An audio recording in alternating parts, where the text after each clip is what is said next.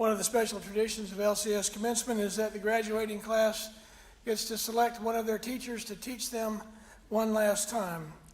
Their speaker tonight graduated from Weber International University, received his master's degree from Greenville University, joined our faculty and coaching staff in 2014.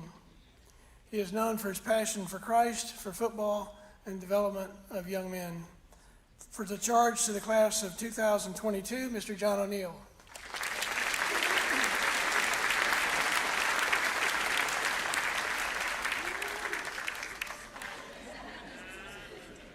You know I gotta Snapchat my mama, my sister, friends group. Good evening.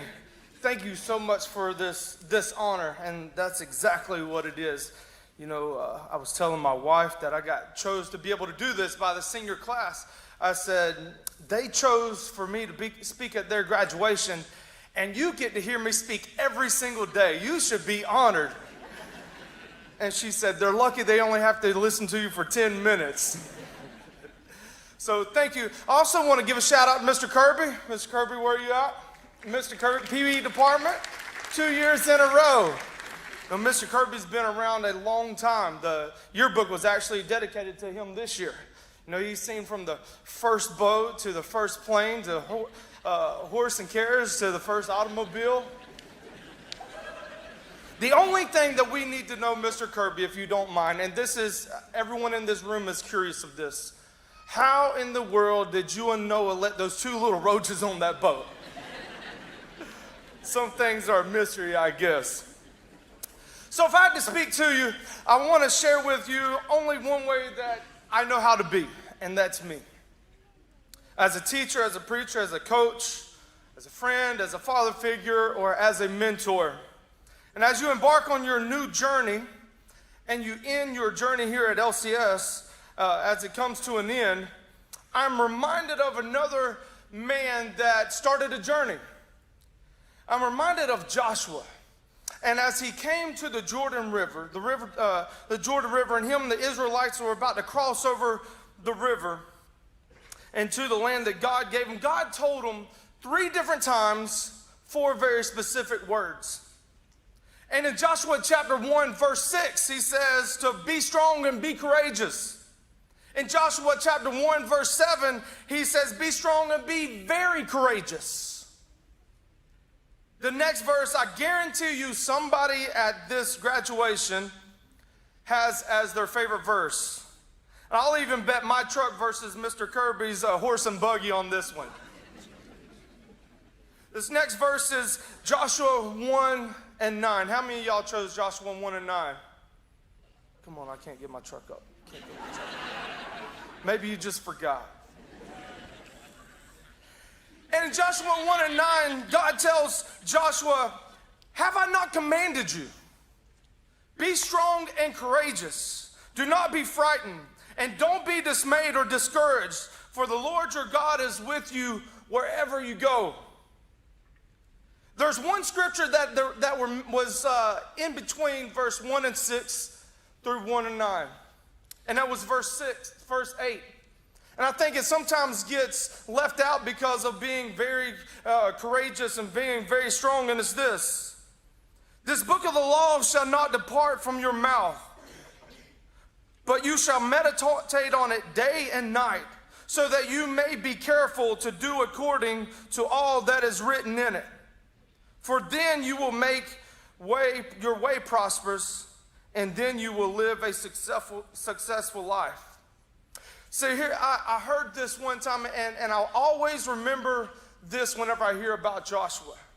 So I believe the reason God told Joshua to be very strong and be very courageous is because God knew exactly what Joshua was about to go through. He knew exactly who he was about to lead, but Joshua didn't have a clue.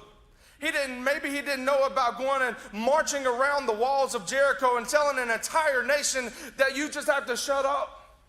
Maybe he didn't realize as he kept walking in the journey that he was walking around Jericho that God was sharing him things that he would be revealed.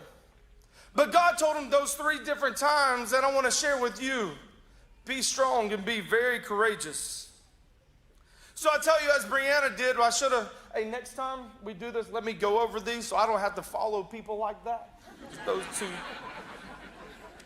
Janie, I realize my next pregame speech, don't just be participators. We need some competitors on the football field.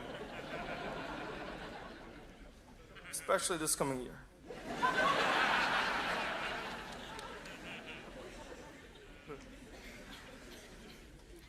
So as Brianna said, seek ye first the kingdom of God and his righteousness, and all these things will be added unto you. That's Matthew 6:33. And the very next verse says this: therefore do not be anxious about tomorrow, for tomorrow will be anxious about itself. Today's troubles is enough for today. A couple years ago, Harvard and Berkeley, not Berkeley Prep, the football team don't care too much for them, neither do the baseball team. Thank God for the girls' soccer team. Thank you so much. Thank you so much. But they did a study on anxiety, and they found that gratitude and anxiety cannot coexist. So be grateful and thankful for each and every day, because each day is made, the Lord has made, and let us rejoice and be glad in it. Paul actually said these things along the lines of Philippians 4, verse 6 and 7. It says, don't be anxious about anything, but in everything through prayer and supplication, make your requests be known to God.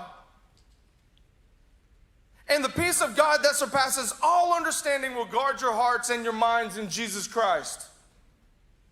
On this journey, you may find that along the way, you might find yourself in some valleys.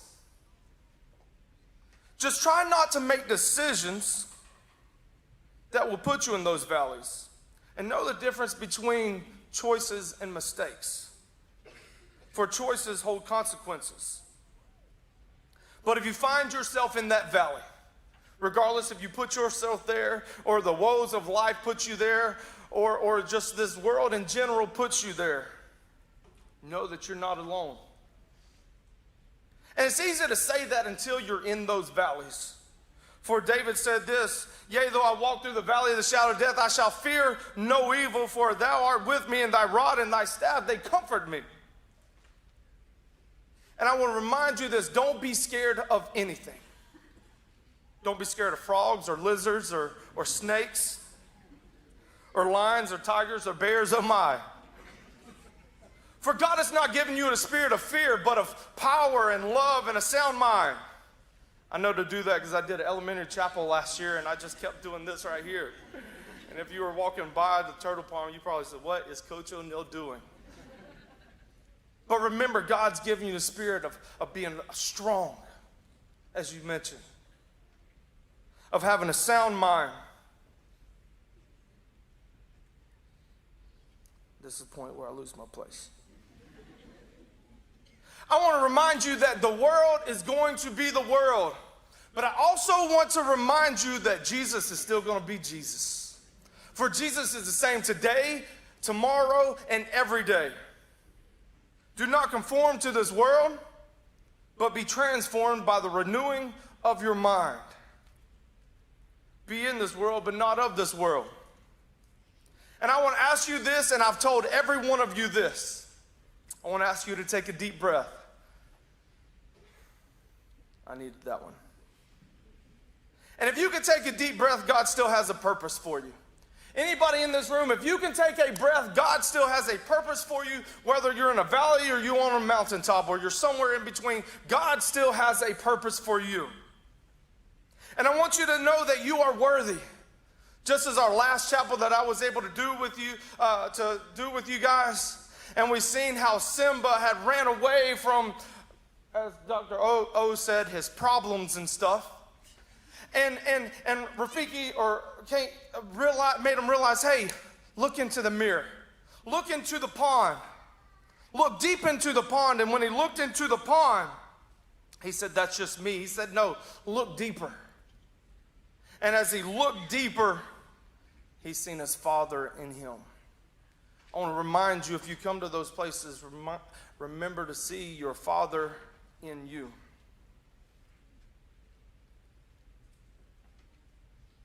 And lastly, on this journey, I want to remind you something very important. Be unapologetic about the gospel. Never apologize for being a Christian. Never apologize for being a Christ follower.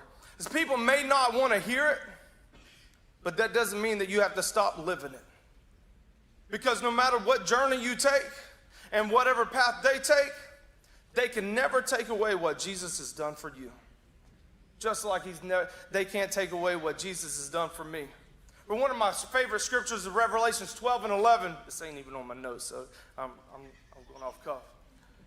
So we overcome him by the blood of the Lamb and the word of our testimony. And our testimony is so important for the world to see because Jesus did it first. He shed his blood, and it's our job to continue to share the love of Jesus.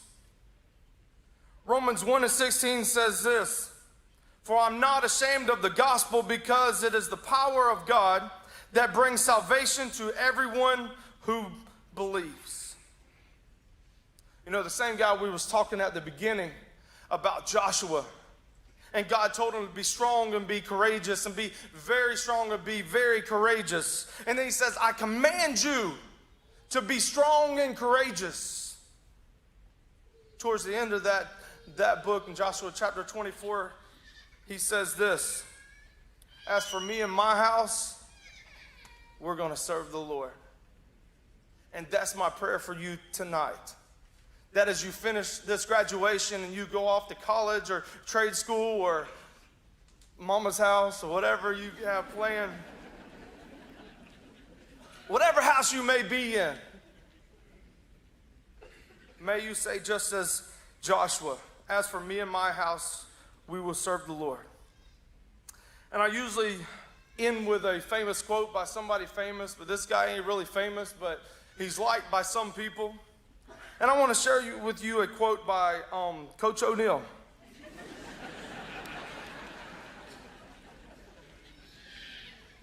And nothing else, I want you to remember that Christians ain't soft. There's nothing soft about being a Christian. I guarantee you nobody told David that he was soft as he was running to Goliath, and nobody told Samson that he was soft as he was killing those people. And I guarantee you nobody told, especially that one soldier told Peter that he was soft when he cut his ear off. So that's the kind of tenacity we need to go into this world. So don't be a soft sucker for the kingdom. There ain't no softness about Jesus except for the love he has for you and me. Congratulations.